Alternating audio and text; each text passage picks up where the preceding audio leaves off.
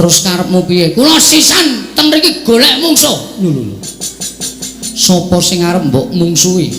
Petro kakang kula, Baladewa kakane Kresna. Kakang mungsuh kakang, Adi mungsuh Adi. Mbok ora aleman. Sampun. 11 kliwat 5.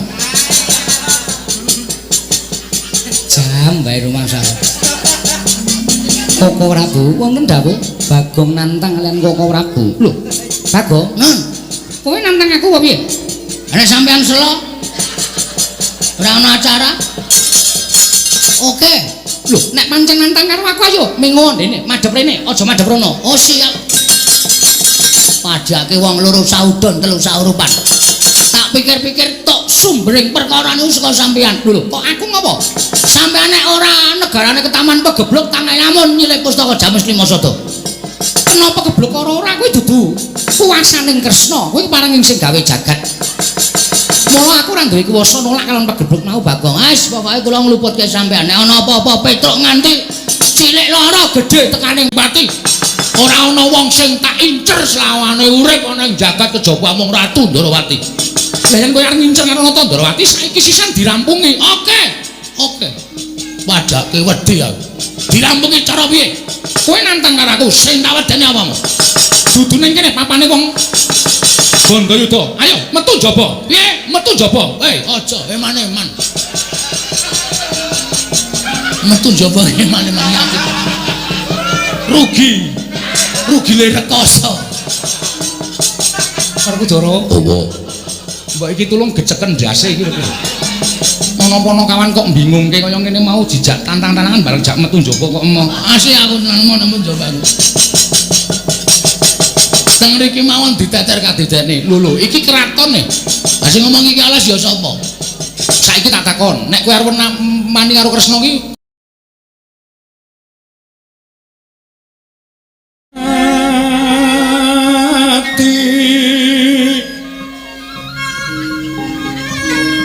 Sinomati jagat kinari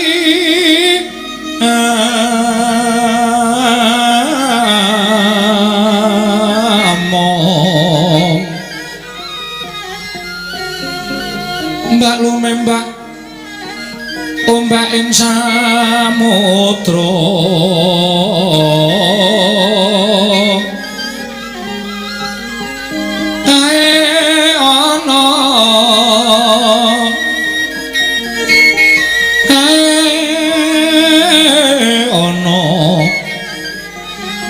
lumut ambreganggeng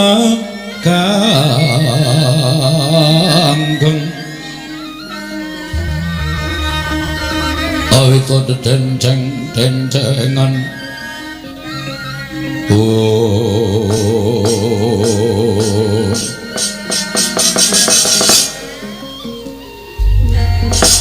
Koko Prabu dereng ngantos prananggen kula nampi sabda pangandika paduka menika kadidene wonten sowanipun Petruk Panakawan Ngamarta sumawana Bagong teng munggah wonten ing Datulaya Koko Prabu jagat waisaning Bathara Wayahpura jagat Yayi nadyan semanten Petruk menika taksih Panakawanipun kadang-kadang kula para Pandhawa mbok menawi Petruk sowan menika gadhah wigatos mboten katimbalana menapa wigatosipun Petruk Koko Prabu kasinggihan kepareng lenggah ingkang langkung prayogi kawula nistaken dawuh Panakawan Petruk sawise satata asu ingkang dadi napas asat ingkang dadi riwe padha arja sapraptanira Petruk kantong bolong nunamet pasang Kalimantabe tinebene milodone dumawahing tawang tuwang linepatno ing tulaman sinuwun menawi kaanggep lepat nyuwun mahapunten desanipun kula menika namung derajatipun batur kula menika namung Panakawan kula menika namung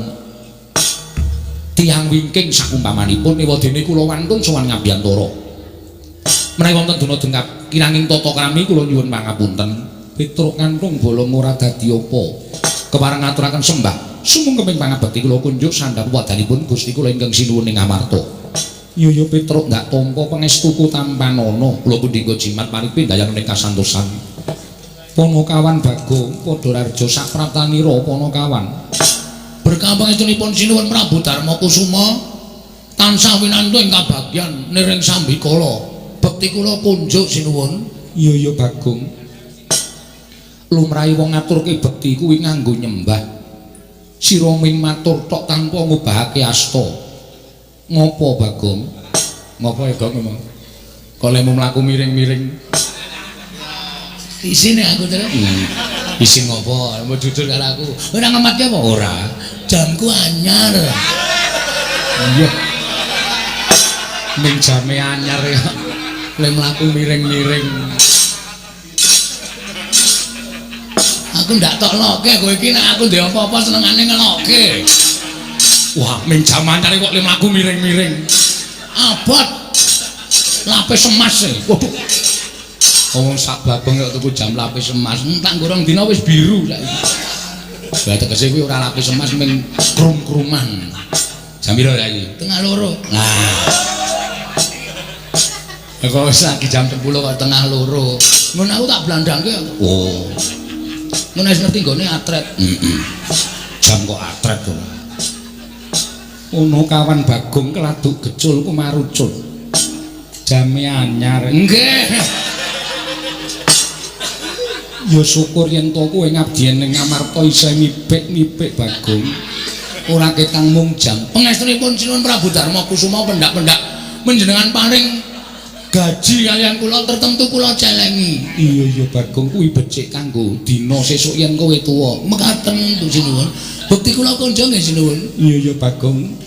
Ndak tampa pangestuku tampanono. Kula pun dinggo jimat paripin dayanana ing kasantosan. Ponokan Petruk padha raja sakratamu. Pangestunipun Sinuwun Ndorowati wilujeng bekti kula kunjuk nggih Den. Iya Petruk tak tampa.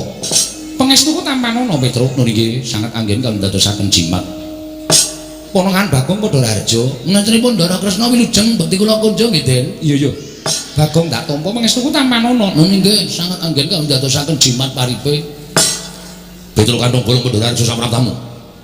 Sinuwun Mandura wilujeng bekti kula kunjuk. Yo tak tampa pangestuku tampanono. Nun nggih sanget anggen kangge ndadosaken jimat. Ponokan Bagong padha raja sapratamu. Pangestunipun Ndara Baladewa wilujeng bekti kula kunjuk. Bagong. Nun. Kowe tak tuturi gelem ora? Perkawis menapa? Napa kula kleru? Napa kula lepat? Yen kowe kang rumangsani kleru mestine kowe tak benake gelem jare kowe nyatane wong tuwa.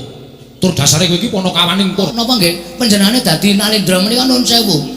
Kula jak salaman kowe mboten duka kok sampean sing wong liya kok duka-duka niku jane masalahe napa to? Aku ngandani karo kowe men ngerti tata krama. Kula niki wis tuwa ora usah dadak. Dinahi tata krama kula niku wis ngerti tata krama. Kula niku ya sekolah e. Kula niku ya lulus e. Kejar paket B. Milus kejar paket B kok gleleng ngono. Ora iki lho, iki lho Traya ana wong salaman karo Nalendra kok. Wong sing dijak salaman wae ora nesu kok wong kono-kono nesu ki maksude piye aku tak takon. Wis. Wis. Ndak dadi masalah aku ora seneng. Pokoke kowe ngalah wae. Ngalah wae. Mumpung aku bendina bar-belan lho iki. Iya. Bar-belan apa? Jam. Isih jam. Boyo wis togo ngusake kancane ora ngene-ngene terus sampeyan motok sesisih. Ya wis ora tak kandhani sakarmu, sak tingkah kamu sakarmu. Nggih. Pun sampean mboten sah nyaruwe kula arep nyaruwe sampean. Mboten mawon beres kok. Ning aku ki kandhani karo kowe. Niki mangbok saiki. Sinuwun. Apa Bagong? Sampean tak jak kalaman gerah penggalih. Ora Bagong. Nah, rungokke. Wong sing kono wae ora gerah penggalih. Tenang-tenang wae kok wong kono-kono kok unggah-ungguh tata krama apa Sinuwun Prabu Darma Kusuma ki malah justru ratu sing pancen ngerti karo kawulane dhek dijak salaman kawulane ora nesu disembah ya ora nesu kuwi ratu sik merakyat ora kudu ratu kok disembah kuwi ora kudu dheweke sadar nek dhek dadi ratu ki mbiyen sing nyoblos ya aku barang kuwi. Iya Bagong aku matur nuwun Sami-sami mboten dados menapa Sinuwun. Iya Bagong Koko Prabu nggih sampun perkara kaya ngono kok digawe perkara. Aku ki jane mingkon benerke. Ning kok malah aku sing diwejang karo Bagong. Lah wong Bagong menika nuwun sewu, piyayi wasis. Nadyan kados mekaten menika Bagong menika wong pinter, Bagong menika ora wong cubluk, ya mung pasuryane wae pancen rada kuciwa. Ning nek pikirane nuwun sewu menika lantip panggraikane. Ya Bagong ya ora patek. Kuwi apik dialem ora gelem elek dilokke moh ki angel lho wong kaya ngono kuwi. Petruk, Nun, selamat kamu. Ndara Werkudara wilujeng. Bagong. Nun. Slamet kamu. Nggih. Wilujeng, Ndara. Yo. Prayogakno. Nun inggih sampun boten kirang prayogi. Bagong prayogakno. Nun inggih sampun boten kirang prayogi. Petro wonten dawuh sinuwun. Padha Raharja sapraptamu. Wilujeng dereng sambikala bekti kula kunjung nggih, Den. Iya, Petro. Bagong padha Raharja. Nggih, Ndara. Pun sawetawis boten rawuh teng Karang Kadempel nyambangi para Panakawan. Iya. Pun wonten 3 sasi niki sampean boten rawuh teng Karang Kadempel. Wah, wis Panakawan do golek papan pendelikan. Mergane ngopo? Sampean boten rawuh teng Karang Kadempel niku sing dadi dayohe Semar Gareng Petro Bagong niku mung debt collector. Ya sesuk aku tak tekan Karang Kadempel. Mengko tak rampungane. Alhamdulillah, Truk, beres, Truk. Petruk Raharja sapraptamu, Panakawan Raharja sapraptamu. Wilujeng Ndara Klasdewa bekti kula kunjuk. Wilujeng Ndara Klasdewa bekti kula kunjuk. Panakawan wonten dawuh sinuwun. Ana wigati apa dene jeneng para sowan mongko tanpa tinimbalan. Apa saka karepmu dhewe, apa saka diutus bapakmu Semar. Sampun kepareng matur, iya wis ndak keparengake. Matur sembah nuwun. Kepareng ngaturaken tebah Siti Sekul bilung teling ron klopo. Apunten ta mbok bilung wonten lepat kula nggih kula munjuk atung sopaduka Gusti kula ingkang sinuwun. Kaya ora dadi ngopo Petro. Ingkang sepisan sowan kula menika ngaturaken sembah pangabekti dukak angka kalih. Sowan kula menika mboten saking pikajengan kula piyambak, namung kula menika dapur dipun utus. Dipun utus Bapak Semar Badranaya. Bapakmu ya gene Panakawan, utusan marang jeneng sira. Bapak niku pun nonton sesasi niki kaya wong lara ning jane mboten lara. Bapak niku wis ana sesasi niki kaya wong masuk angin ning jane waras. Ning kok tingkah lakune kaya wong sing kurang waras, kurang sehat awake bapak niku. Mergo pun nonton sesasi niku bapak niku ora gelem mlebu teng omah. Ming teng ajeng griya, tenguk-tenguk, longok-longok, dicaosi daharan ora didahar, caosi unjukan ora diunjuk. Mongko nek dalu ya ora gelem sari teng lebet griya, anane ming kempul ajeng griya. Nah, kanane bapak sing kaya ngoten niku ndadekake bingung anak-anak. Gareng Petruk Bagong. Tumuli kula ngejak Gareng kalih Bagong sowan ngersani bapak, nanjeke kanane bapak. Tumuli bapak kula tanteng, ana apa to Pak jane? Kok sampeyan legel-legel kaya ngono? Nek bapak duwe pepinginan kuwi paringa dawuh. Mergo anak-anak saiki wis mentas kabeh. Gareng wis omah-omah, aku wis omah-omah, Bagong wis omah-omah. Nek eneng wong tuwa sing duwe kerepotan mongko anake wis mentas kabeh. Kuwi jane apa sing dikarepe wong tuwa kuwi dadi tanggungane anak. Mergo urip ki cakra manggilingan. Biyen dek aku karo Gareng karo Bagong isih cilik dadi tanggungane bapak. Ning saiki bapak dadi tanggungane anak-anak. Mula bapak paling dawuh, jane pengin apa? Barang kula matur ngoten niku bapak terus krekel-krekel gelem dehem, kersa nyumet rokok. Terus paring dawuh kali kula. Iya Petruk, bapakmu paring dawuh apa? Ngene ya Truk, ngene ya Reng, ngene ya Gong. Aku meneng wae iki ora mikir karo kahananku. Aku meneng wae iki aku ora mikir karo kahanan anak-anakku utawa keluargaku. Aku kuwi urip ana ing jagat kuwi duwe kewajiban ya kuwi memayu ayuning jagat mbabar katentreman. Monggo sing tak mong kuwi para satria ing ngatetken ati suci, pepayung budi rahayu para paya Pandhawa. Aku mapan ing negara Ngamarta kuwi tak niati. Nalika semono aku seneng negara Ngamarta kuwi dadi negara ingkang subur makmur warata tias bagya mulya gemah ripah loh jinawi kawulane tentrem padha macinamatan daya dinayan tunggal cipta rasa karsa lan karyane. Aku seneng mula Ngamarta kuwi kondang kawenang-wenang ning sawangen to. Saiki Ngamarta dadi ora padha kaya mbiyen. Ngamarta kawulane padha regejegan, sithik-sithik padha bentak sirah, sithik-sithik padha gelut, mung perkara barang sing sepele. Mongko nggone regejegan kuwi ora kok karo wong liya, malah karo sanak kadang mitra kawruh tangga teparo mung perkara barang sing sepele. Lah kanan sing kaya ngene iki tak anggap yen to Ngamarta iki menanu kawulane krisis kamanungsan utawa krisis moral. Papan-papan pangibadan ora diparani, papan-papan pasinaon ora ditekani, sing ditekani papan-papan maksiat. Mula kahanan kaya ngene iki nek tak nengke wae, nek nganti Ngamarta rusak, gedene Ngamarta kuwi rubuh. Sing diluputke dudu sapa-sapa ning Semar. Semar ora iso momong negara Ngamarta kanthi becik lan apik. Mula kahanan sing kaya ngene iki kudu tak rampungi, kudu tak rampungi. Aku kudu iso mbalekake negara Ngamarta kuwi mujudake negara ingkang adil, makmur, warata, tias bagya mulya. kawulane tentrem, kawulane ayem, ora ana tumindak sing nalisir saka angger-angger pranataning hukum negara Ngamarta. Mengkono Petruk. Nggih. Lah, sranane aku pengen bangun pura Kencana, Truk. Kaget kula. Semar niku wong sekeng, Semar niku wong ora duwe, Semar niku wong melarat. Kok arep bangun pura Kencana, wis iso diwestani. Pura niku papan, Kencana niku barang sing larang utawa Kencana niku Mas Jamrut Hergeni menika wujudipun Kencana. Apa ya Bapak iso? Kose kowe aja salah tombo, Truk. Aku bangun pura Kencana ki ora kok bangun papan sing magrong-magrong dumadi saka Mas Mutiara Jamrut Hergeni iku ya ora. Nanging aku bangun pura Kencana kuwi papan, Kencana kuwi Mas. Papan sing ngembane uripe para kawula sak negara Ngamarta kuwi ayem, tentrem, rukun manunggal tetunggalan, tunggal cipta rasa karsa lan karyane sumuyut marang Pangrahing Sinuhun Prabu Darmakusuma. Aku pengen ndadekake negara Ngamarta kuwi kaya dene wujuding papan pura Kencana ingkang kebak kanikmatan, kebak kabungan lan kebak kabagyan. Oh ngaten Pak. Iya. Terus pripun kula matur ngaten Bapak paring dawuh. Ning syarate ana. Syarate apa Petruk? Kowe tak kongkon suwane negara Ngamarta, Pandhawa 5 cacahe aturana rawuh ning Karang Kadempel, sinambi mundi pustaka Jamus Myang Jimat kelima sada. Merga apa Pandhawa kok kudu rawuh ning Karang Kadempel? Pandhawa ki pangareping para kawula. Pandhawa ki sembaning para kawula. Nek kawula kepengin ayem tentrem, Pandhawa aja wegah caket kalian para kawula. Merga kawula ora butuh dibiyuki brana picis, kawula ora butuh dibiyuki bondo donya. Ning kawula butuh dicaketi atine, dicaketi rasane supaya rumangsa yen to raket karo pangarepane, wekasan padha sengkut gumregut bangun praja, bangun negara Ngamarta saengga gegayuhan kuwi iso kasembadan. Ngaten menika keparingipun Bapak Semar. Mula kowe sowan ning negara Ngamarta, Pandhawa 5 cacahe aturana rawuh ning Karang Kadempel. Mila sinuwun, sowan kula menika namung badhe-badhe mboyong dhateng jengandika sak kadang-kadang keparenga tedhak wonten ing Karang Kadempel. Mas Tuti dhateng ngendikipun Bapak Semar Badranaya. Matur sembah nuwun cekap semanten atur kula. Monggo kula hangarantu dhateng sabdanipun Sinuhun Prabu Darmakusuma. Petruk Nun, gegayuhane bapakmu kuwi pancen bener, apik lan becik ngono nggih. Nanging aku tak taren karo dulurku papat cacahe, merga Pandhawa kuwi 5, ora mingkun to dewa pribadi. Wah nggih monggo menika langkung prayogi.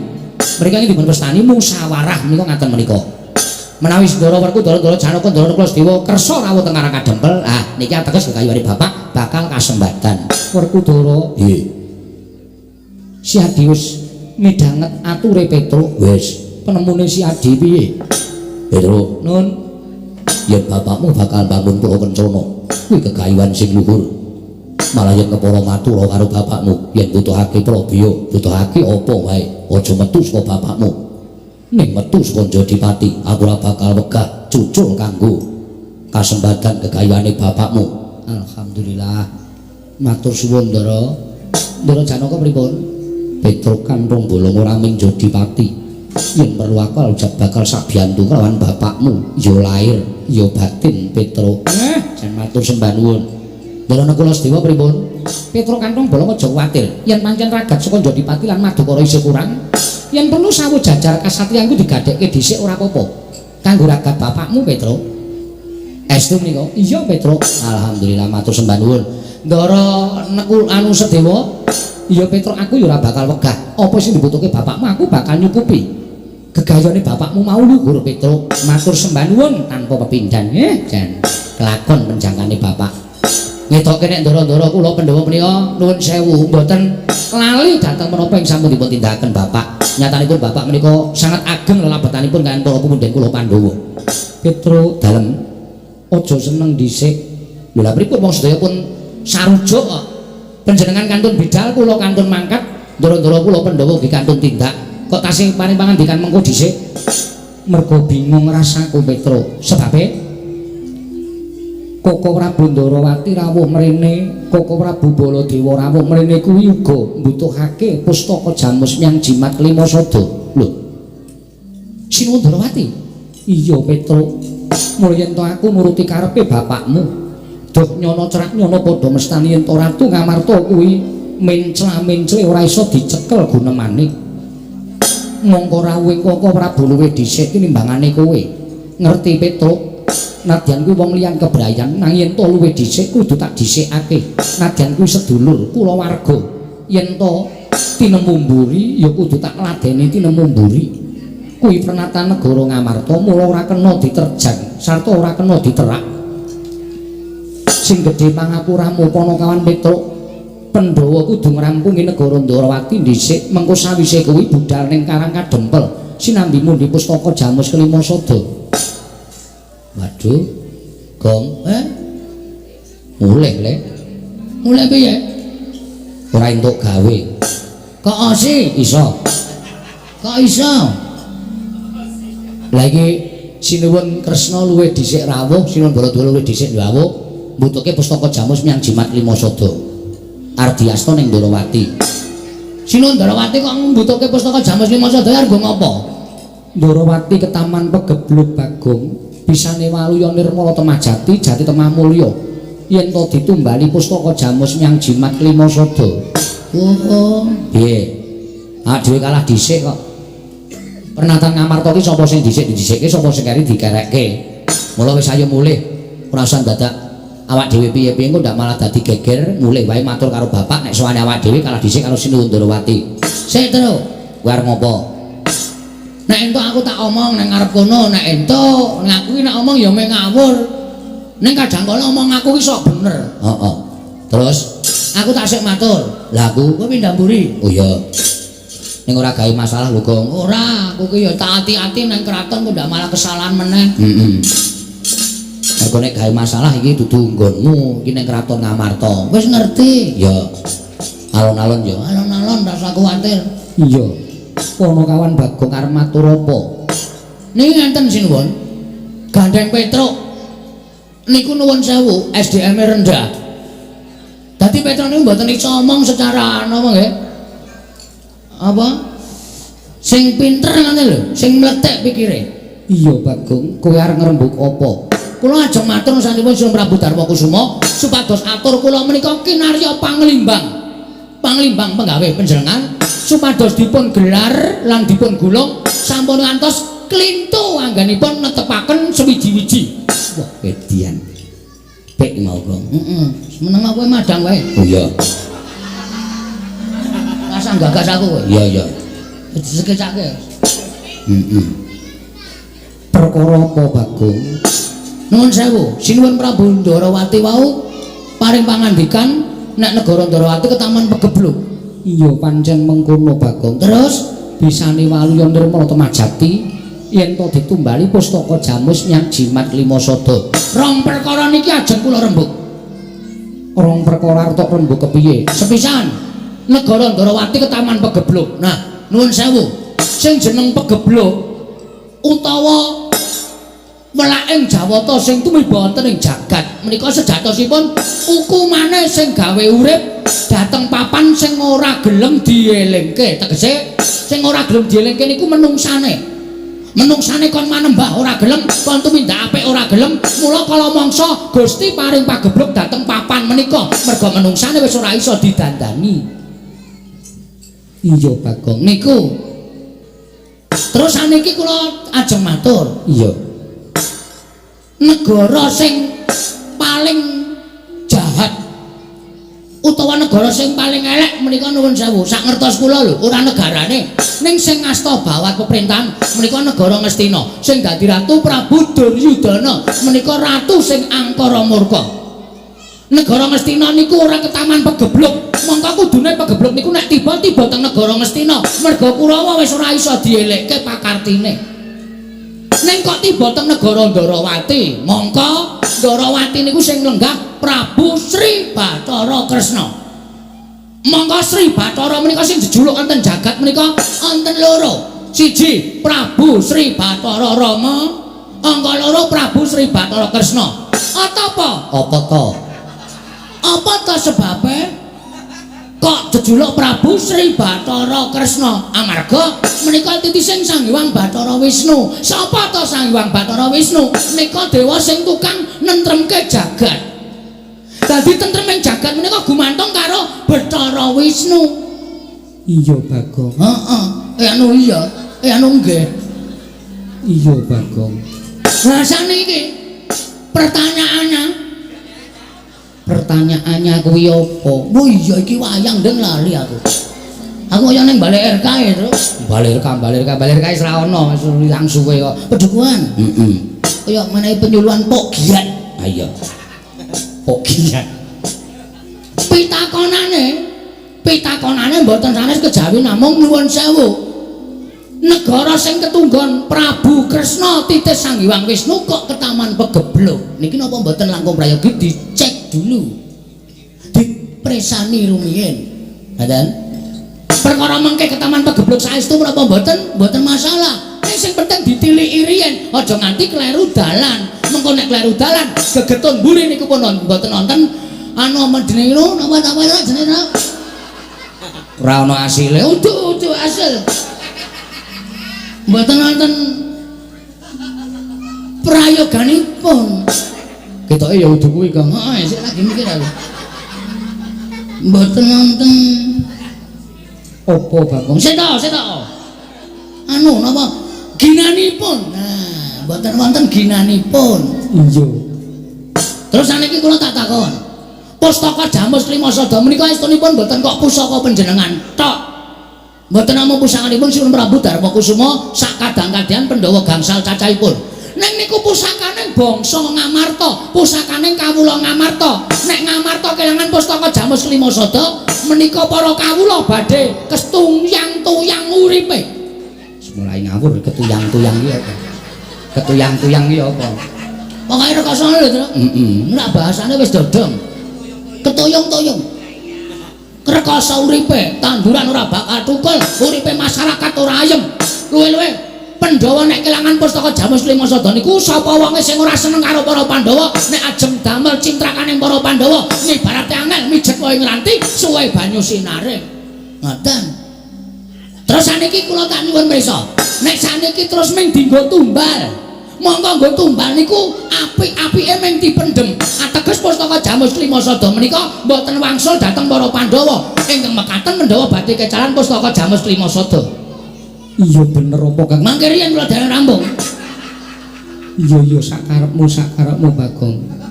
Terus saniki perlu dipenggalih. Nuwun sewu, saniki niku akeh wong nyilih anu nyewake sandangan wayang wong. Iya. Saiki akeh wong nyewake sandangan, akeh wong pinter sulapan, akeh wong pinter apus-apus. Nuwun sewu, kula mboten ngarani. Nuwun sewu, ya nek iki nek Kresna tenan. Nek udu, ayo. Upama niki panjalmaning mungsa, niki panjalmaning wong sing ora seneng karo para Pandhawa, mung arep gawe cintrakaning Pandhawa, sarana nyuwun ngampil pustaka Jamus Nyang Jimat Lima Sada. Terus Pandhawa kelangan pustaka Jamus Jimat Lima Sada. Terus wong sing ora seneng niku wau ajeng gawe cintrakaning para Pandhawa. Apa ora cilaka? Ngoten. Sampeyan niku dadi ratu aja ning paningal lair tok, ning paningal batin kedadi wong akeh. Amarga saniki akeh telik Mangindrajala ingkang badhe andasta pustaka Jamus Lima Sada, ming kepengin kendhonan pustaka Jamus Lima Sada nganti membo-membo sanak kadang, membo sedulur niku perlu dipenggalih. Sabab nek mboten ngoten, kula mboten truk jojokane kon mandhet truk. Iya. Nek tak-tok ki aku omong wae. Nganti kentekan akal aku. Heeh. Nonton niku malah kira-kira pas. Ngoten, niku dadi perlu dipenggalih. Ampun kok sembrono. Niku pusaka sing dadi penguripane wong sanegara Ngamarta nggo sembrono. Nek nganti diasta Sinuwundarawati, siji jebule dudu Sinuwundarawati ning panjalmaning mungsuh wis kebacut diasta panjenengan kelangan pustaka Jamus Lima Sada kapusan karo Sinuwun Prabu Kresna. Wah, apa ora cilaka? Apa ora geger jagat Ngamarta?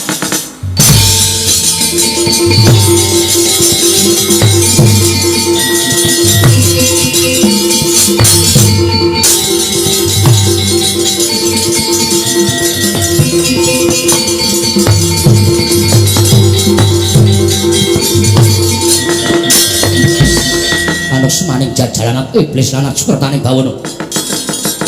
Wah, derajate ming batur kok drangap-drangap reweteh kaya bedhek sing mendhepo pategalan Drewi grojogan sampe. Bagong. Ponokan Bagong. Biar kowe ora senengane gawe masalah saiki pikiran nek ngene iki. Truk. Ini truk gentenan nggon. mau pindah ngarep apa saiki arep njaluk iki ana masalah e. Masalah rampunge kowe iki nek omong celkap-celkop, nek omong ora gagas natoni atine wong liya kesenengane wakon jeblak cangkeme. Saiki rasane piye Silur Mandura nesu kuwi? Aku ora ngecek Silur Mandura kok. Aku mung ngarani Silur Ndarawati. Ning kowe ngerti ya Silur Ndarawati iki adine Silur Mandura. Silur Mandura iki nek adine dingonokne kuwi dheweke duka. Saya tak takon karo kowe, aku adine sapa? Adikku. Kowe ora nesu apa? Ora. Oh, telek. Pahit kowe iki ora sebaya mukti sebaya mati nek carane ngono kowe. Ha saremu. Wis kula ditandangi. Aku ora ngerti masalahe kok. Bagong. Bagong. Noleh meneh. Jam pira to iki? Ah, ora urusan jam. Jame anyar kok delek-delon nilai jam, delok-delok nilai jam. Kowe mau beneran piye? Kowe mau beneran piye malah gak saiki kowe tak takoni Wangsulana, kowe mau beneran piye? Kowe mau omong piye? Lali. Wis ket mau le omong. Wis lali sinuwun kowe ngino karo Yai Prabu Ndarawati. Kowe ngarani Yai Prabu Ndarawati ki panjalmane mungsuh kang bakal mlebet pustaka Jamus Limasada, ya ora? Kowe ngarani Yai Kresna ki panjalmane mungsuh sing bakal gawe cintrakane para Pandhawa. Iya apa ora? Iya. Wis domongi iya kok dadak iya apa ora? Iya apa ora? Anggep apa? Kowe wani ngerwetek gunemamu ngino karo Yai Prabu Ndarawati anggep apa? Mboten napa-napa. Kowe iki derajatmu apa? Kula batur. Yai Prabu Ndarawati niki ratu. Ing atase kowe batur kok wani ngino karo ratu? Nuwun sewu, sing kagungan asma Silur Ndarawati sapa? Lho, Yai Kresna. Sing tak eceng meneng wae kok wong liya geger ki ngopo? Hah? Sing tak eceng meneng wae kok wong liya kok geger ki ngopo? Lho, aku kakangne. Tru, kowe kakangku ya, Tru. Udu. Tru. Emak, ora melu masalah ya. Aku kewedan iki, Tru. Syukur saya aneh-aneh ora. Engko jamku nek aku perang mati. Lho, mati tenan tok detikane kok bali muterengi apa. Jiwa ya ben ora. Tegese kowe wani karo Yai Prabu Ndarawati. Tegese kowe wani karo Yai Prabu Ndarawati padha karo wani karo Nata Mandura Prabu Dewa. Ayo saiki kowe bali. Kowe bali. Bali nang pundi? Bali nang Karangkadempel. Kok kon bali niku pripun kula niku diweling karo Bapak, Bagong, Petruk kowe bali kena. Ning kudu bareng karo Pandhawa 5 cacahe. Mundi pustaka Jamus Myang Jimat Kelimasada. Tegese kuwi wangkal. Mboten wangkal. Ning mengke bali. Tegese kuwi wangkal. Asal terserah. Sampeyan ajeng ngarani napa monggo mawon sing penting kula mboten ajeng wani karo sampean. Ning kowe wis wani karo aku sarana kowe unek-unek Yai Prabu Ndarawati. Kowe kuman-kuman karo Yai Prabu Ndarawati. Kuwi natoni atine Baladewa. Yen kowe wani karo Baladewa tegese kowe wis wani mati. Yen kowe wani karo Baladewa tegese kowe wis wani mati. Aku ora bakal awal yen to men jabut nyawamu yen pancen kowe suwijining abdi wong ora abekti karo Bendara. Truk, nyawa lho, Truk. Dur. Matur nuwun ya, Mas. Dapure. Lawan, jangan takut. Is tenang wae. Somong ra iso ngrampungi. Jam berapa iki? Jam tenan lho, Kon. Ora ngisu-ngisu ngarep omong. Merek apa kuwi? Cross. Wo. Nyeketan 1000 pamerke sing penting klip-klip. Sing penting klip-klip. Ana mutiara kudu mutiara kuwi meng imitasi Bendra. Nun. Aku butuh karo Bagong. Bagong adik kula. Nun sewu. Nek perkara sampean belani karo rayine, kula yo belani karo adik kula. Ning kula pikir napa sing dingendikake Sinun Mandura utawa sing dikandhake Bagong niku kabeh nyata, kabeh ana buktine. Nyata ana buktine piye? Ndarawati kok taman pegebluk niku nek cara kula mokal kelakone. Tur langkung-langkung pustaka Jamus Limasada kok arep didadekke tumbal niku monggo nggo tumbal niku apik-apike mung dipendhem. Niku kula ora gathuk, kula ora mathuk, kula ora condong. Kula napa sing dikandhake Bagong niku kabeh kula hitung-hitung pancen bener. Sinuwun ngamarta aja nganti sisip maringaken pustaka Jamus Limasada. Nek nganti kleru niki mangke kriwikan dadi grojokan gebiyon dadi tangisan. Wah, dalah yen ngono wis pidak jempol. Karo adimu kowe ngetek Senggeranggon nebu sauton karo Bagong. Lho, niki adik kula. Ingkang rayi dunak-unekke kali Bagong kowe panjenengan ora trima. Apa meneh adik kula ajeng mangpateni sampeyan wis ngendika. Nek kowe ora gugu karo Baladewa, aku ora awel mateni karo kowe Bagong. Lah niki perkarane wis nyawa. Niki perkarane wis nyawa. Nek kula kelangan Bagong, kula lara ati kula. Kula ora duwe kanca dienggo gara-gara ya, Gong. Heeh. Rumangsane anggepe apa? Nyawa nggo dolanan. HP we mati do bingung golek ces. Apa? Ces. Ces ora. Oh jenenge Tru? Mbok ora ngerti aku. Engko kandhani ya, Tru. Heeh, engko nek bar perang. Ngoten niku. Kula saiki kowe bali yo. Bali pripun? Kowe bali kondo karo bapakmu. Kondo karo bapakmu. Bapakmu ki wong sekeng, bapakmu ki wong ora duwe, bapakmu ki wong melarat. Semar ki men kene karo bangun pura kencana ki bapakmu gablek apa? Kon ngilo karo gitoke. Kon nyawang karo cengele. Wong melarat karo bangun pura kencana ki bapakmu ki ora nyawang karo kahanane. Bola iki. Gong, siap, oke. Dadi perang tenan iki. Oh, aku tak bali. Lho. Iki dadi perang kok aku tak bali wis dadi perang tenan. Wis siap, ora wedi ora usah kuwatir. Urip yo nggo ngopo bendina ming parani bang plecit. Esuk 2000, awan 2000. Sore 2000, sedina 6000 boros ya, Tru. Aku apa-apa tok kreditke kok. Mulane yo rekoso uripmu. Nuwun sewu. Nek sampean ngunekke Petruk niku wong melarat wong ora duwe monggo. Nek sampean ngunekke Petruk niku wong sekeng wong sing mung derajate batur monggo. Nek sampean nyandak bapak niki selain perkarane. Gitu perkarane. Nuwun sewu. Kula ora ngajeni karo sampean mergo sampean ora tata krama karo Petruk. Arep Petruk nimbing kawula cilik sampean kudu tata krama karo kula mergone sampean kalah tuwa karo Petruk. Unggah-ungguh tata krama dienggo. Ning sampean wis ora nggunakake tata krama sampean nggunakake bapak wong kene wong gedibal, wong 17, wong elek nyelok mripat. Kula ora trima. Lho, wani kalau kula trima sing nawedeni apamu? Apa dimasamu aku wedi karo kowe? Basa terus cewek ngomong ngono. Nuwun sewu, kudune sampean tak basani. Ini mergo saka tekon sampean watak sampean sing ora wangun dibasani, nyuwun pangapunten kula basa karo sampean. Nggo ngopo kula basa karo Prabu Baladewa? Nek sampean senengane ngendak karo wong cilik, nek sampean senengane ngidak-idak karo wong cilik, sampean ngasake dadi derajat pangkat duwe derajat pangkat nganggo mekutha dijeluk Prabu Baladewa. Nuwun sewu, Den. Derajat pangkat niku mboten wonten artine napa-napa.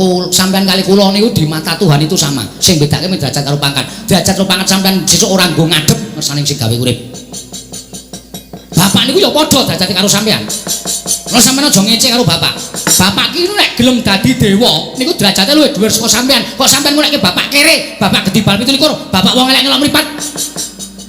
Nika ketoke nika mung derajating Panakawan ning kae nika titising Sang Hyang Bathara. Sapa, Gong? Ismanto. Ngawur to. Sapa? Anu sapa? Ismidianto. Kok nganggo es kok? Heeh. Aku ya sok nyelok si es ngono. Sapa jenenge? Wah, sapa lare kok. Ismono. Udu. Iki cepet to dipikir ndak engko lele padu ndak selak ilang. Dipikir cepet Ismaya.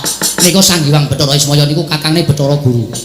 Niku nek gelem urip teng kayangan niku pangkate luwih saka sampean, derajate luwih saka sampean. Kok sampean iso ngunekke Semar wong kene, wong gedibal 17, wong elek nyelok mripat saka ndi? Saniki kula tak takon karo sampean. Sampean sadurunge dadi ratu niku uripe teng pundi? Sampean sadurunge dadi ratu niku uripe teng pundi? Sampean dititipke Demang Sagopa teng Widara Kandhang. Yen upama Demang Sagopa niku bloko, Kakrasana enten teng Widara Kandhang, sampean pun mati dirajang-rajang karo Kangsa. Bareng sampean sakniki urip dadi ratu kok karo kawula cilik kok ngidak-idak. Kok semangkean kok. Hah? Terus. Mulai pucet wong itu. Terus suarane terus nek kowe iso menang wah gleneng lho, Tru. Iya, santai wae kok. Aja santai. Sing tenanan kok santai. Ha iya maksude iki alon-alonan wae yo. Kok tak takon. Saniki manggenake, pripun? Ajeng pripun kula manut?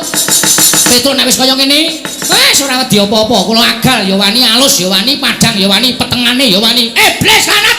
Mboten iblis niku tenan. Tak gawe saya mboro. Sapa sing cilik gedene sing ngukul kadetane mboro tenang boyong pustaka jamus miang jimat lima soto. Napa? Sapa sing cilik gedene iso ngukul kadetane mboro dewa boyong pustaka jamus miang jimat lima soto. Piye, Gong? Saguwi. Rasa suwate. Saya mboro perang ya. Saguwi. Wis to, ora masalah. Engko sing maju kowe.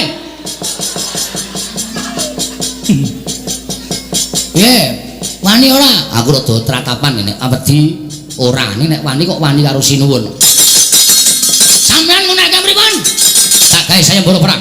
Sapa sing cilik gedene iso kuwi kaditaning Baladewa wenang kaya pustaka Jamus 5 soto. Oke. Semono uga aku. sampeyan boyong pustaka Jamus Klimasata manglangkai batange Petruk. Lho kowe. Iya gelem ora moh kok aku ora. Aku mung tak omongke ben kowe cepet mati ndasmu kowe ora. Cepet mati. Dudune kene papane wong neter kadhe medal Jawi kula dereke to medal Jawi yo.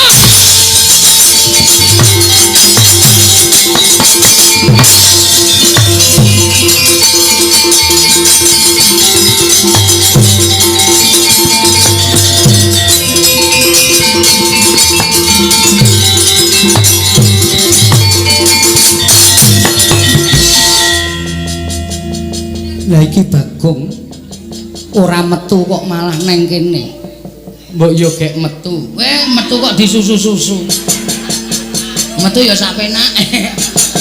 Alon-alon ya suwe-suwe metu. Iya cah dian. Omongane celekap-celekop. Semen. Niki kula men bingung kok sinuwun. Bingung perkara apa? Petra wis entuk mungsuh. Prabu Baladewa. Lah terus kula kene ngopo? Nganggur. Monggo kula niku wonge ra iso nganggur. Terus karepmu piye? Kula sisan teng mriki golek mungsuh. Lho. Sapa sing arep mbok mungsuhi? Petra kakang kula, Baladewa kakane Kresna. Kakang mungsuh kakang, adi mungsuh adi. Mbok ora aleman. Sampun. 11 kliwat 5. Jam bae rumah saya. Koko Prabu, wonten dawuh Bagong nantang kalian Koko Prabu. Lho, Bagong, non. Kowe nantang aku apa piye? Nek sampean selo. Ora ana acara. Oke. Lho, nek pancen nantang karo aku ayo, mengowo ndene, madhep rene, aja madhep rono. Oh, siap. Padake wong loro saudon telu saurupan. Tak pikir-pikir tok sumbering perkara niku saka sampean. Lho, kok aku ngopo? Sampeyan nek ora negarane ketaman pegeblok tangan lamun nyilih pustaka Jamus Klimasata. Kenapa geblok ora kuwi dudu kuwasaning Kresna, kuwi parenging sing gawe jagat. Mula aku ora duwe kuwasa nolak kalon pegeblok mau Bagong. Wis pokoke kula ngluputke sampeyan. Nek ana apa-apa Petruk nganti cilik lara gedhe tekaning pati. Ora ana wong sing tak incer selawane urip ana ing jagat kejaba mung Ratu Ndarawati. Lah yen kowe arep ngincer karo Ratu Ndarawati saiki sisan dirampungi. Oke. Padake wedi aku. Dirampungi cara piye? Kowe nantang karo aku sing tak wedeni apamu. Dudu ning kene papane wong Bandayuda. Ayo metu jaba. Piye? Metu jaba. Aja eman-eman. Metu jaba eman-eman aku. Rugi le rekoso. Werkudara. Apa? Mbak iki tulung geceken ndase iki lho. Ana-ana kawan kok bingungke kaya ngene mau dijak tantang-tantangan bareng jak metu njaba kok emoh. Asih aku nemu njaba aku. Teng mriki mawon diteter kadidene. Lho iki kratone. Ha sing ngomong iki alas ya sapa? Saiki tak takon, nek kowe arep mani karo Kresna iki gamanmu apa? Lho, wani. Wong niku ora nganggo Adi Jaya Kawijayan, ora nganggo guna kasantikan, sing penting wani. Lah nek cara jaman saiki perang nek mung paitan wani kowe mesti modar. Mergo aku duwe pusaka. Lho. Ya nggawa. Lho, mesti tak gawa. Wong pusaka. Apa upamane? Senjata cakra. Waduh. Terus aku duwe Sekar Wijaya Kesuma. Kuwi yen tak agem aku ora iso mati. Wah, tenane. Iya. Mbok aku njaluk. Lho, nggo ngopo? Nggon aku kerep mati. Mbok tak ombene men urip terus.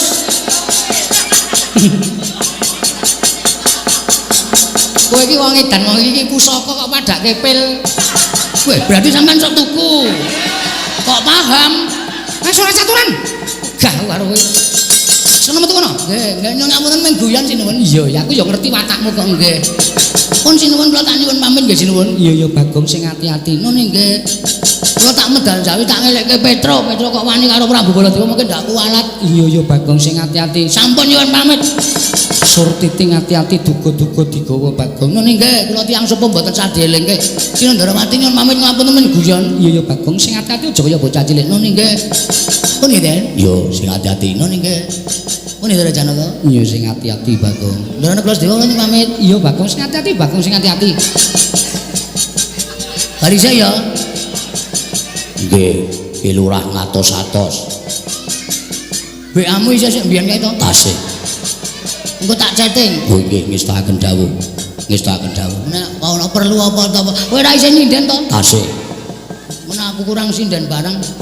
Nek kurang sinden tak pateni ning dalan kowe tak kabari. Wedan. Sampun nyuwun pamit sinuwun. Sing ati-ati aja kaya bocah cilik. Mungkin nek kula mboten ngeleke Petro ndak malah ora rampung-rampung kedadeane. Pareng sinuwun. Iya, Bagong. Pareng sinuwun. Iya, Bagong sing ati-ati. Pun nggih, Den? Yo, sing ati-ati. Wong Petro niku nek nesu wis angel-angel kandhanane tenan. Kandhane angel tenan Petro. Nek muni muring-muring wah, nek kula teko ceplakep. Rawane omongan. Petro nggih watake brangasan. Wah, wis pokoke ngeri. Kau nonton mawon kula ndak crita ndak malah kedawa-dawa. Iya Bagong sing ati-ati. Nun nggih. Pareng nyuwun pamit sing ati-ati aja kaya bocah cilik. Nun nggih. Pareng nggih sinuwun. Iya Bagong sing ati-ati. Pun nggih, Den. Yo sing ati-ati. Pun nggih, Ndara. Iya sing ati-ati. Nah sing ane. Iya sing ati-ati. Iya sing ati-ati. Kok ndak malah ora iso piye-piye. Soale Petro niku nek nesu ngilani tenan. Iya, aku yo ngerti. Wah wingi bar ngembrukke pemean barang. Pun nggih sinuwun. Iya Bagong. Mungkin ndak mboten kajian malam saking kene. Wis ya wis ya sinuwun. Iya. Saya ora cetha leh ngomong. Nggih. Pareng. Iya Bagong. Oh nggih. Yo. Oh nggih. Yo sing ati-ati. Oh nggih. Yo sing ati-ati. Sayang wis ya. Iya. Tak metu tenan. Dameng bola-bali kok ndak do diarani aku ki kurang. Asale ngaten wingi nika. Kowe iki ngopo Bagong? Bola-bali kok ora tanggap ta iki? Kraton ki ora kaya resepsi ki panganan metu terus nang kraton ki blas wedang ora ana. Mboyon 10 apa? 10 butir. Nyanyi niku ya ngendikane kaya ngoten. Lho meniku nek cedhak Bagong karepe arep guyon terus. Ampun, mungkin ndak dadi ponokawan. Pun ngoten mawon yen pamit. Iya sing ati-ati. Mboten sangang nggih gamelan. Iya. Wis pelit kabeh. Kowe Patih Andakawana. Inggih, Lurah. Kok sowanmu ora nang caket kono? Mboten. Mriku sampun. Kowe nggo dit 200. Lho. Beto, badhe menawa tak silih-silih.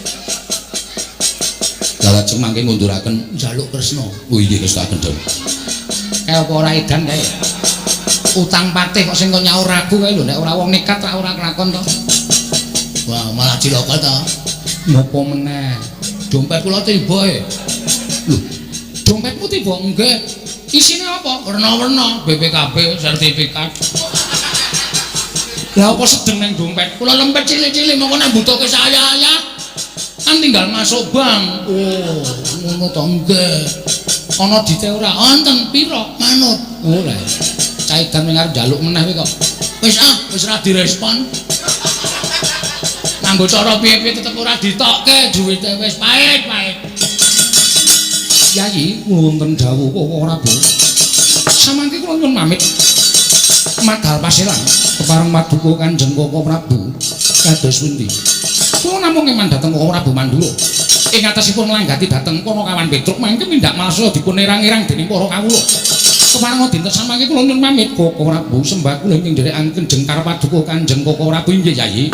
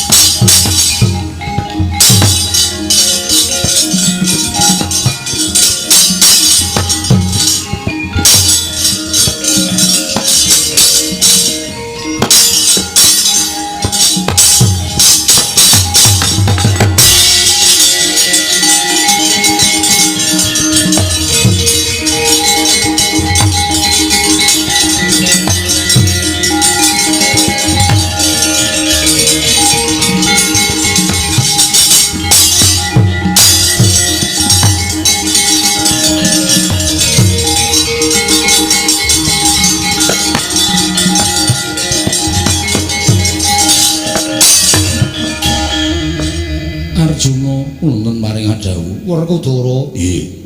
Pun Kakang bingung. Paraningkang kudu ndak aturi pustaka jamus yang jimat kelima sada. Wah, munggari manut barep kakangku. Aku percaya marang penggari barep kakangku ing lantip panggraitane. Koko Prabu. Menapa boten langkung prayogi mingkah wonten ing sanggar pelanggatan. Peminto dhateng panguwasaning dat kamur ping dat. Satemasak mangke paduka pikantuk kepadang dhateng sinten anggen paduka badhe maringaken pustaka jamus kelima sada. Kadangipun Kakang Arjuna kaya rumahku ing wanci peteng kepapak obor sastra biar padang terawangan kula nuwun.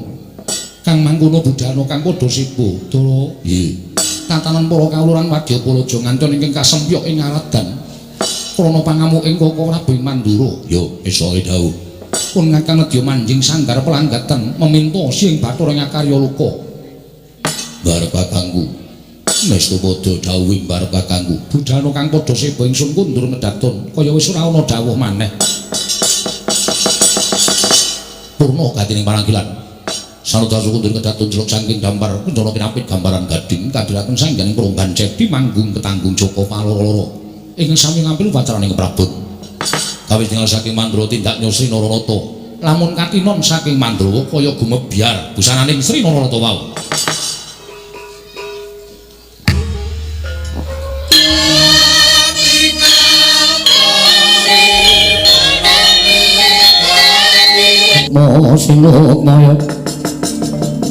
Sinumaya winayu ing asepi sumimen nelenging kalbu. Gong ngandel ora. Merga saka omonganmu kriwikan dadi grojokan geguyon dadi tangisan. Nganti aku wani karo Sinuwun Mandura iki merga mau mapane ning Ndatulaya. Nek nganti aku wedi karo Sinuwun Mandura, wah wong sak Nayaka Ngamarta padha ngarani Petruk kuwi jireh getih wedi mati. Ning jane bareng tak pikir-pikir Petruk kok mungsuh Sinuwun Mandura iki padha karo timun mungsuh duren. Upama aku malang-malang kaya mentang-mentang kaya Gendhewa, diwaneni Sinuwun Mandura mesti mudar tenan. Terus mulih wae yo le. Mulih nanti? Mulih ngene bapak matur karo bapak. Nek para Pandhawa ora iso rawuh ning Karang Kadempel. Terus nek bapak gelo atine piye aku tak takon. Terus monggo nek bapak kagol atine aku tak takon karo kowe piye wis coba. Monggo Semar kae wong do nyebut Samar. Semar nangis ki durung karuan atine sedih. Semar mesem ki durung katuan atine seneng. Bapak tok waduli Pak ora iso nggawa Pandhawa ngaturke Pandhawa rawuh ning Karang Kadempel karo pustaka jamus lima sada. Bapak mung guyu. Ning atine bapak wah keloro-loro terus. Sapa ngerti iso ngerti atine bapak? Ngibarate gedung jero iso dijajaki, atine menungsa sapa sing ngerti? Terus nek miturut kowe piye? Maju terus, pantang mundur. Mungsuhe Baladewa lho, Gong. Mungsuhe Baladewa, ora mung wong loro saudara saurupan padha karo awake dhewe. Mungsuhe Baladewa. Yo ngopo? Dheweke duwe pusaka. Kowe yo ndek petrel. Petrelku nek mungsuh-musahane Prabu Baladewa ki njur kepiye? Aku tak takon karo kowe kekuatane apa? Kowe iki nganggo iki ora? Nganggo. Tekan kene nganggo ndas. Tenan padake apa? Terus saiki aku njaluk kepretelmu carane piye? Nek cara aku ya, Tru. Semar iki apa? Semar iki bapak. Bapakmu apa bapakku? Bapakku ya bapakmu. Semar kongkon anak-anake berarti anak dipercaya karo bapak. Nek mestine sing dikongkon anak barep ya kuwi si Gareng. Heeh. Nek mergo bapak wis ora percaya Gareng, percayane karo Petruk karo Bagong, mula sing dikongkon Petruk karo Bagong. Terus nek kepercayaane bapak ki tok sepelekke, kowe mulih ra iso mboyong Pandhawa. Kowe saiki tak takoni nek dadi Semar kowe gelo ora? Lah aku nek dadi Semar nek kongkon anakku aku gelo. Nah, artine bapak ya kaya ngono kuwi. Artine Semar ya ngono kuwi. Terus iki piye? Baladewa diadepi, kowe mung tak kandhani lho. Kowe iki mung tak kandhani. Sinuwun Mandura dawuh karo anak-anak Pandhawa. Ndara Garukaca, Ndara Antarja, Ndara Antasena. Tak tonton saka kadohan dawuh anak-anak Pandhawa kon cekel karo Petruk. Mosok aku kon perang karo Ndara Antasena, Ndara Garukaca, Ndara Antarja. Iya, justru malah kuwi luwih gampang. Kok luwih gampang? Kowe bayi wingi sore. Sing bayi wingi sore, Ndara Garukaca, Ndara Antarja, Ndara Sena. Kok wani arep nyekel karo kowe? Aku wong tuwa kok wedi karo bocah-bocah. Wis kowe arep mulih-mulih. Lah kowe arep ndi? Aku arep lunga. Lho. Ora methuke putra-putra Pandhawa. Lah kowe ya ora methuke kok, masa kon methuke dhewe? Mati wong loro, mukti wong loro to. Oh iya, wis niat tenan iki. Niat tenan. Pokoke nek sing tekan kene sapa wae arep nyekel karo kowe, arep nyikara karo kowe, arep ngrangket karo kowe diwaneni. Kowe iki menungsa udu kewan. Oh iya, iya. Ngono kok jireh ora. Lah kowe, lho aku menek kowe wani aku ya wani. Nek aku wedi, aku ya wedi. Wong ora tau duwe pendirian to kowe. Aku wis kelangan pendirian kok. Wah, jan angel banget omong karo kowe. Ya ora usah omong. Lah katane meng kowe kok ora omong karo kowe, omong karo sapa? Aku yo ngewoke kok. Terus saiki piye? Ngene wae. Kowe engko sing rembugan.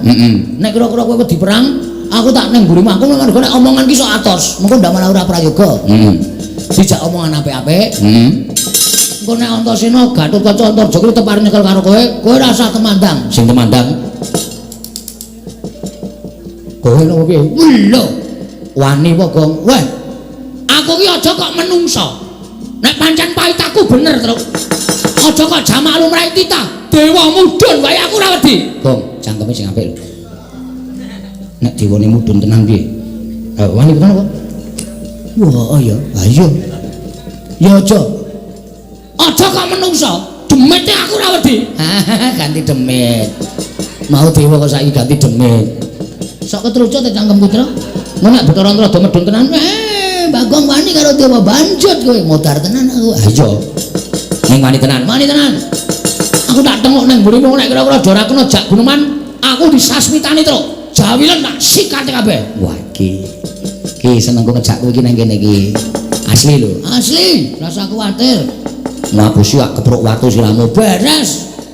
Aku tengok nang mburi. Ya, kene, tengok mburi kene kok nek ana sing teko, tak jai rembugan apik-apik nek kira-kira ora kena, kowe tak jawil, kowe sing kemandang karya. Siap.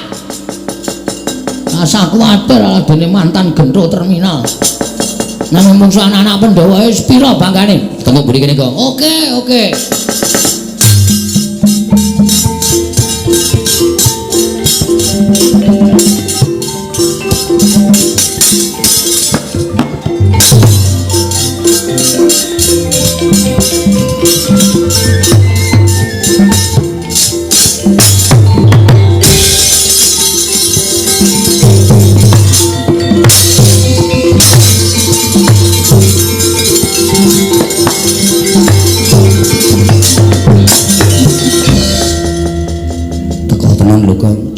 Jaman aku tak udut sih. Ya.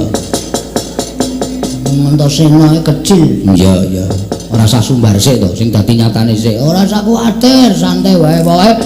Atimu digawe tentrem omongan sing apik, nek kono ora iso jak omongan sing apik-apik langsung aku tok jawe lak sikate saka kene. Ya. Ngomong apa Bagong? Takoke kok. Aja bloko lho. Ya. Tak omong kene ndepak ndoro Antasena. Tak kepruk watu ndasmu lho wae. Engko nek wis gelut wae. Oh iya. Mboten ngomong napa-napa. Ndoro Antasena laturke bekti nggih, Den. Ya tak tampa to pangestuku tak manono ya. Nggih, sangat anggen kawula ndadosaken jimat. Ora mung mriki ajeng napa? Kowe tak takoni jujur karo aku ya, Truk. Nggih. Kowe wani karo Siwa Mandura ya? Nun, kowe wani karo Siwa Mandura. Lho nggih. Nganti Siwa Mandura anake sayembara perang. Bener apa ora? Leres. Kowe arep ngleboni sayembara perang terus kowe wani karo Siwa Mandura. Nggih. Nek ngono bener ngendikaning Siwa Mandura. Kene ulungna tanganmu tak bondo, tanganmu tak krincung sikilmu Petruk kowe abdi sing ora manut karo pernataning negara Ngamarta. Manut tak lebokke Pakunjaran. Lho, kula ajeng lebokke Pakunjaran. Yo. Ora mung kowe, ning kowe sak bagonge tak lebokke Pakunjaran. Gong, ayo, Gong. Gong. Sik, wetengku lara Truk. Lara kenapa? Mbah iki kok mak cenut lho. Aduh tekan kula ngati ya, Truk. Lah terus piye? Ngaso sik nganu tak ngaso dijak omongan ya. Ya. Tak ngaso sik engko nek mari tak sikate. Oh iya, tapi pirang dina? Emang sedherek. Oh iya. Tak olesane minyak solar gampang kok solar.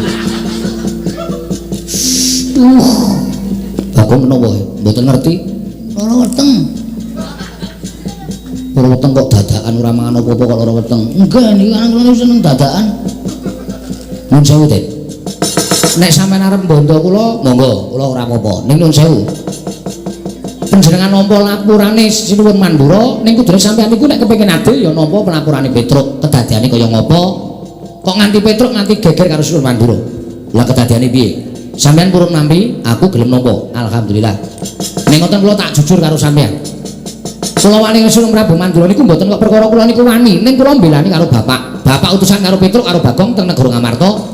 Kon nyuwun ngambil pustaka Jamus Lima Sada sareng kalian Pandhawa 5. Ning sakderenge kula sowan Sinuwun Ndarawati wis rawuh Sinuwun Ndarawati kepengin nyuwun pustaka Jamus Lima Sada kinarya tumbal wadaling praja negari Ndarawati sing ketaman Pegebluk. Bagong sing ngomong dudu kula. Pegebluk niku tibane kudu teng papan sing pancen wis ora iso dielikake dening sing gawe jagat. Niku mesti Gusti paring bebendu tumraping papan niku. Ning kok Ndarawati negara sing ditunggoni Sang Hyang Bathara Wisnu kok taman Pegebluk niku apike diteliti dhisik. Angka loro, ya to nek kanthi Sinuwun Ndarawati niku Sinuwun Ndarawati sing saestu nek palsu. Monggo Pandhawa wis kebacut kelangan pustaka Jamus Lima Sada. Monggo Pandhawa nek kelangan pustaka Jamus Lima Sada menika Pandhawa bakal apes jurite ora duwe kekuatan. Sinuwun Mandura duka. Petruk kantong bolong karo Bagong menungsa ora tatanan dapure kaya ngono ngino karo Yai Prabu Ndarawati. Wonten niku persis. Terus kula ya omong kula ora ngino, kula niku ming Bagong niku ming jlentreke terus dasare omongane Bagong niku bener. Petruk, hal yo. Lah kula bali kan ngopo? Kondo karo bapakmu. Bapakmu wong sekeng, bapakmu wong ora duwe, bapakmu wong melarat kon ngilo karo cengele. Semar ki kere arep bangun kula kencana ki sing nggo ragat apa? Gablek apa? Ngono kuwi persis. Terus kula muntap. Lah bapak kula niku lho, bapak kula Semar niku nek DC karo wong kula niku muntap, asli kula ora gawe-gawe. Aja kok DC karo wong, bapak kula niku mlaku juga kirik-kirike tak beleh. Niku saking tresna kula karo bapak. Bapak denake kaya ngono kula nesu. Ayo saniki sampeyan ana wis geger ngoten nika, ora usah kula critake sing ado-ado. Terus dheweke saya mbok sapa sing cilik gedene sing ulih digane Baladewa. Menang bayang pustaka Jamus Hyang Lima Sada. Petro ditantang. Oke, medal Jawi bareng metu njaba. Wah dadi kowe lewani karo Siwa Mandura ki belani bapakmu. Heeh. Anu iya. Anu nggih. Nek ngono tak pikir-pikir tak pitung-pitung bener kowe mbangane Siwa Mandura, Truk. Ah, kene iso menggalih. Serada penake wetengku, Truk. Mari. Ngentut matus. Langsung aman wetengku. Ya syukur. Alhamdulillah Antasena gelem nampa kok. Wah ya syukur. Nggih, didupak saiki kok aja wis.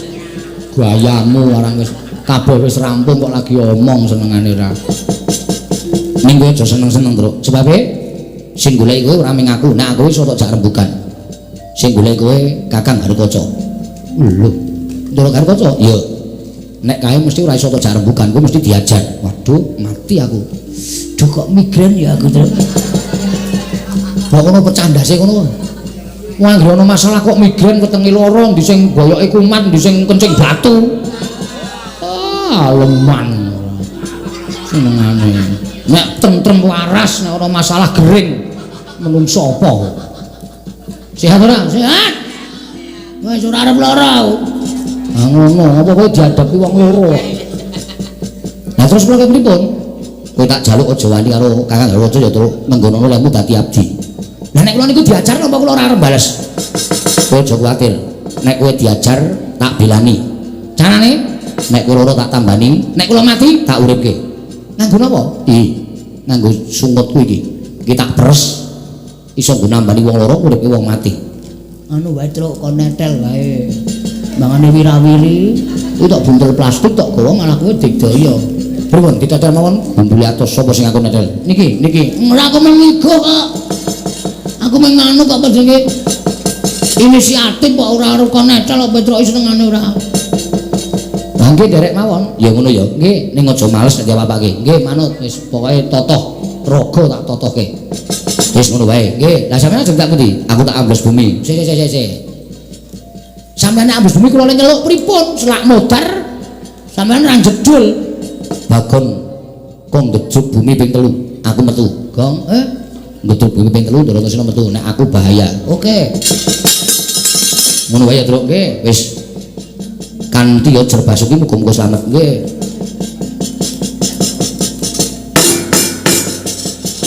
Ono apa Bagong? Anu mung jajal kok. Wedan. Engko nek ora metu terus. Ha iya. Pas digedhel ping 3 ora metu ngono. Gelo. Ha iya. Ha iya ta? Kadang-kadang ya ora ngerti ping 3 wis metu. Ha iya. Kowe. Kowe. Ngene kok notok iki ora. Ndoro karo kanca tekan kene aja dilawan, ning pokoke ade gawe cara piye ndoro karo kanca wedi karo awake dhewe. Nek dheweke ngantemi awake dhewe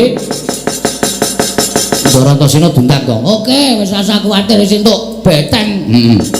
Entuk sing ngayomi rasane kaya wis pading kae, Truk. Ha iya. Ketontok kowe ya, apa ora?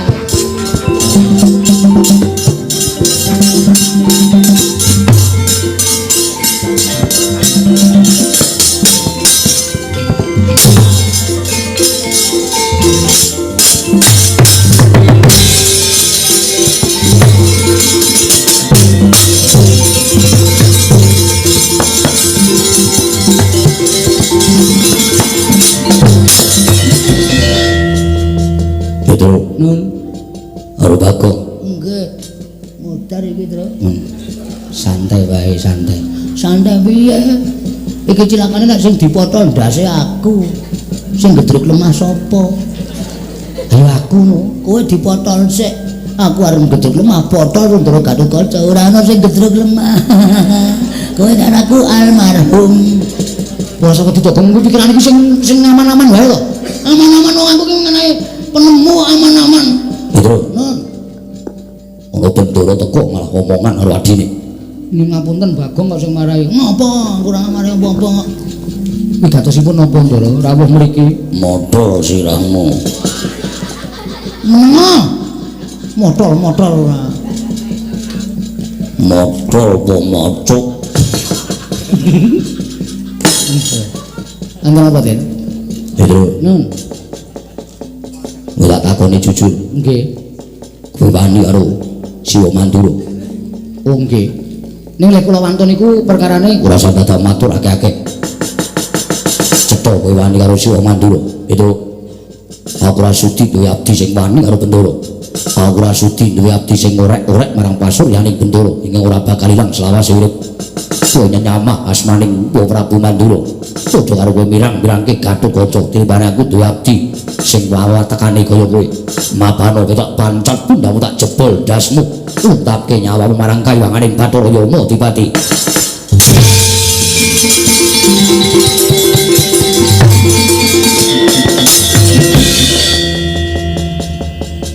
mak teratap kula, Den.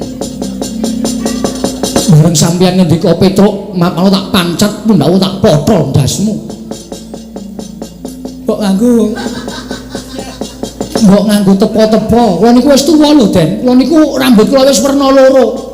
Sampeyan niku sing enom kok ndas-ndaske wong tuwa sak penake dhewe. Nek sampeyan ajeng mateni kali kula ora apa-apa, mang mateni wong dasare Petruk niku urip sing dinteni napa? Ming ngantri modar. Ning mbok yo omongane ora kaya ngono kuwi sing apik. Ngopo to nek apik iki? Satriya weton kayangan putrane Ndara Werkudara kok omongane sak penake dhewe ora. Nek krungu piye akeh didomestani Gatut Kaca ki lagi tata krama, Gatut Kaca ki lagi unggah-ungguh. Biyen dek cilik dimong karo Petruk, didulang karo Petruk, dituti karo Petruk bareng gedhe. Ngunekke Petruk ndase arep dipotol. Sapa sing isih? Malah ngunek-unekke karo aku. Ngunek-unekke mawon, kula ngunek-unekke sampeyan niku pun bener. Wong kula sing ngomong sampeyan. Sampeyan niku sing ngomong kula. Mulane sampeyan ora bener kula wajib ngunek-unekke sampeyan. Ati kaya ngono wae sampeyan. Ora ati kula jen. Lha iki wong tuwa. Lha nek omane duwe anak bojo, monggo kula yo wis peputu. Lha ati kaya ora ati. Madang kok, Truk? Plek. Iki sampeyan dhewe. Lah mateni mang mateni mboten apa-apa. Nek rasa ngucap sing arek ati. Gatut Kaca. Ora kerasa aku bareng gedhe kok. Watakmu kaya ngene. Wis satriyane negara Ngamarta ning ora iso gagas. Apa sing diomongke Prabu Baladewa ki bener apa luput? Ora mbok teliti dhisik. Terus ujug-ujug sampe ajeng mateni Petruk. Yo nek Petruk niku salah, nek bener. Ini ora lara tenan dari kamu. Wong kula dirajang-rajang nganggo tombak dada kula. Kula ngakoruan nek ngrasake ning bareng medhi suarane kaya ngono perih ning ati perih. Banget. Sampeyan mbok kelingan biyen jaman dijedi niku sing ngetutke sapa? Sampeyan diceplokke teng kawah kula niki mlayu teng pinggir kawah nganti sarung kula kobong. Seprene jari arep ngijoli cap gajah duduk. Tak enten-enteni sing teko mencap tikus duduk. Apa ngono ya ora kuwi apa nepati janji. Ora ati kuwi. Pun mang pateni kula. Mang pateni. Ayo iki tangane gek go ngotol. Ojo meneng wae. Kula wis ikhlas mati saka tangane Ndara Gatotkaca. Kula ikhlas mati saka tangane Bendara kula sing kula tresnani, mboten apa-apa, mboten apa-apa. Pun gek mang pateni ning mang titeni. Sukma kula ucul saka raga, ditampani teng swarga. Mesti ditakoni karo simbah sampeyan. Simbahku sapa? Mbah Mul. Ya Ndara Pandu. Ndara Pandu Dewanata. Ya kok. Kowe ngapa nangis? Aku arep kelangan kowe, Tru. Genah utangku ra kesaur. Banget cedera. Bapak dari sapa kula ucul saka raga tekan swarga takoni Ndara Pandu. Lho Petruk wis mati. Nggih, pun entek batrene.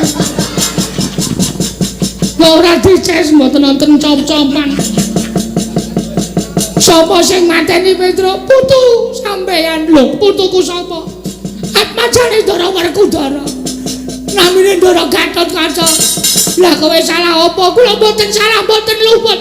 Prabu Pandu mudhun saka swarga goleki sampeyan. Ora nrimake pakartine sampeyan. Bapakmu wae karo aku rong tau ngunekke apa-apa. Rong tau ngunekke ndasmu. Nek ngeplak kulino. Nek kula dikeplak ora apa-apa mergo keplakan Ndara Werkudara niku ana hargane. Sak keplakan mesti 150. Mulane ora dikeplak kula mriki muni nyoroke sirah kula takon ngeplak. Lha duwe sampean. Anak Ndara Werkudara kok arep montol sirahe. Tru. Kita ora berhasil. Ayo mlayu wae. Meneng wae ra celewen dulang sandal cangkemmu wae. Wis santai wae. Aku wis melu nangis lho, Tru. Tru, aku arep kelangan kowe, Tru. Ikhlasno, Gong. Ikhlasno. Aku tak mati dipateni Ndara Gatotkaca, Gong. Wis kowe ora usah wedi. Ikhlasno. Aku titip bojo